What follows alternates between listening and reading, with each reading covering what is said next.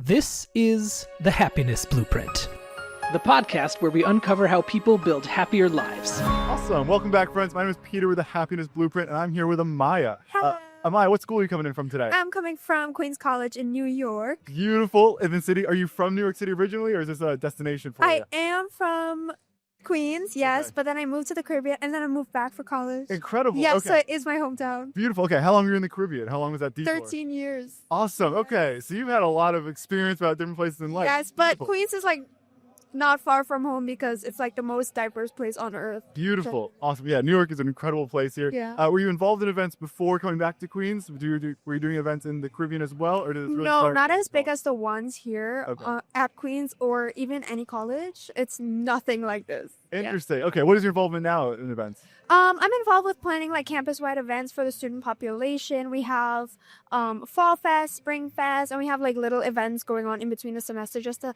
hype up and keep the students engaged. Yes. And what's your role in like planning those? Are you involved in like a general team board here? Are you a marketing person? Are you a Yeah, I'm involved in marketing, but I don't have an official executive position. I'm just here for scouting purposes. Awesome. Yeah. It's incredible to get your feet wet and I think get to see a wide range of events, which seems like a beautiful way to like educate yourself on how so many events are going. What have you learned? What's been like a lesson you've learned as you've been a part of putting on events?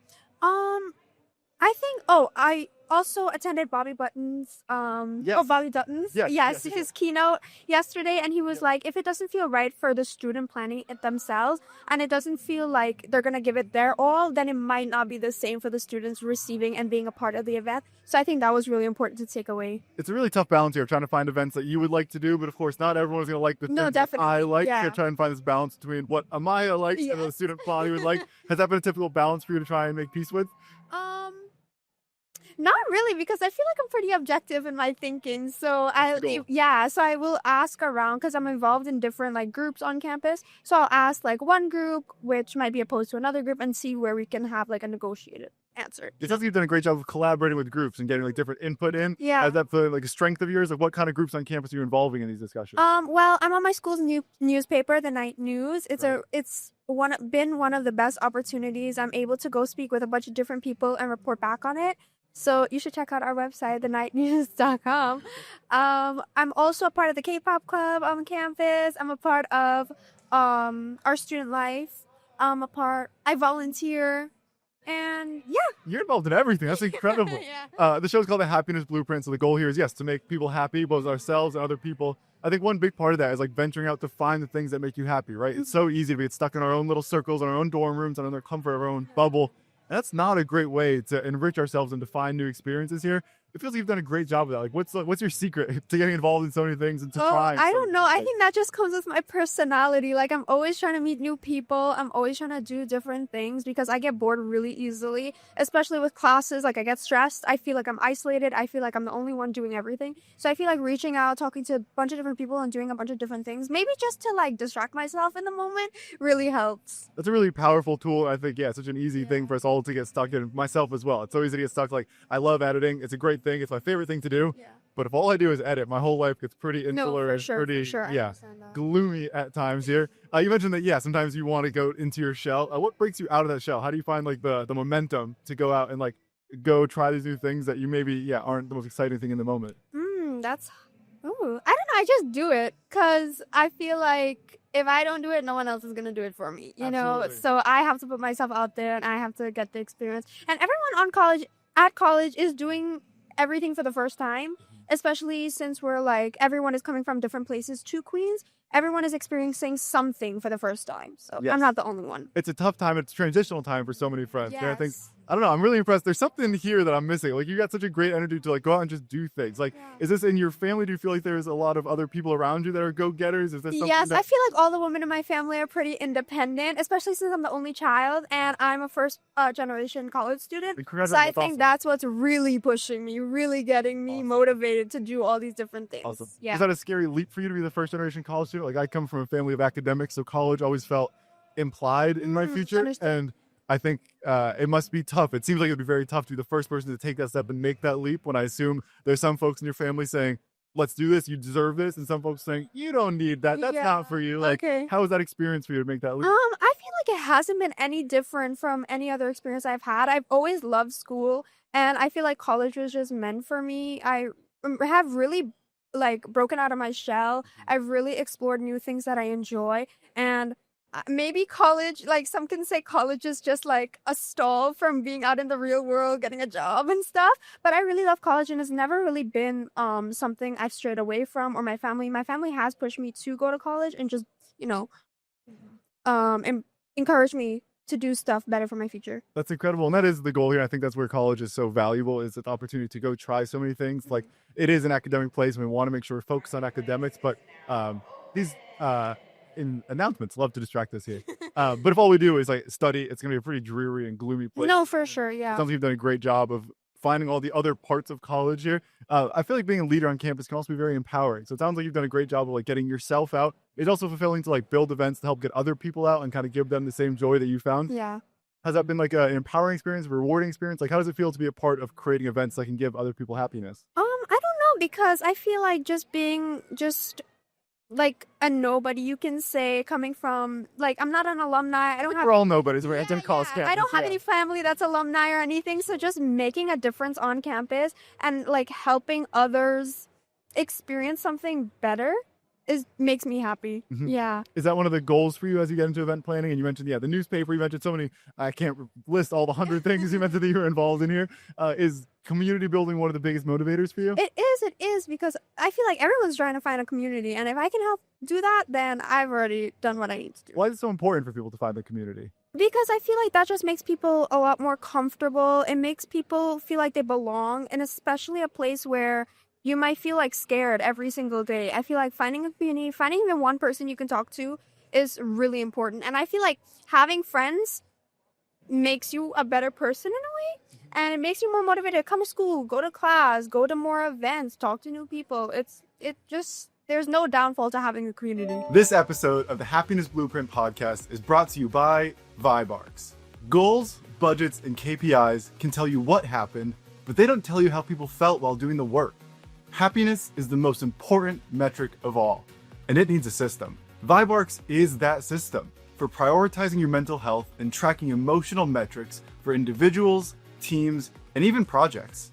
Users submit a weekly 2-minute check-in online or in the app for metrics like happiness, stress, and utilization. Then, Vibarks processes that data into quantified metrics that help spot patterns, celebrate wins, and encourage support where needed. Personally, I loved using Vibarks with my team at GBM6. It felt like such a great way to check in with myself and make sure I'm hitting both my professional and my personal goals.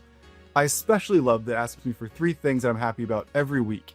During busy season, I find that things can feel a little chaotic and stressful, so this has felt like a really great tool to reframe my focus and make sure I'm aware of how many great things are happening around me, even in the most stressful moments. Vibarks is free forever for individuals, .edu teams, and .org teams.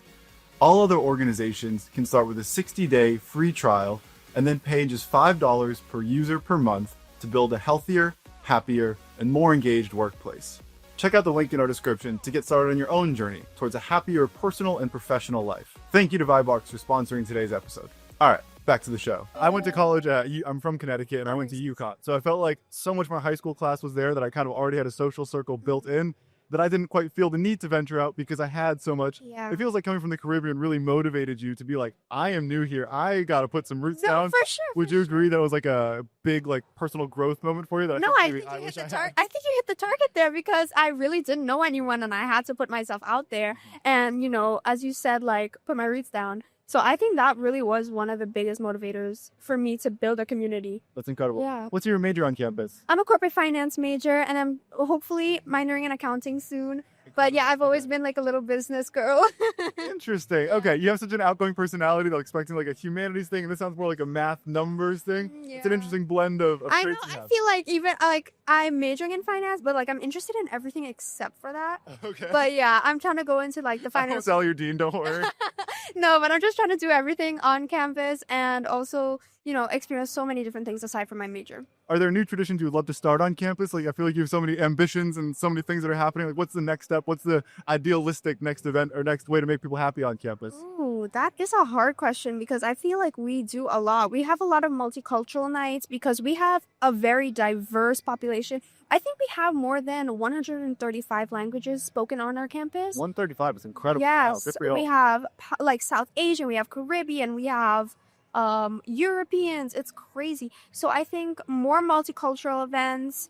We have a lot of career building events on our campus, which I'm really proud of. Everyone is able to find an internship or a job or just something that they're really passionate about. So I think pushing for more, I'd say Caribbean events. We do have a large Guyanese population and I'm Trinidadian. So I just want more Trinidadians to come to Queens College.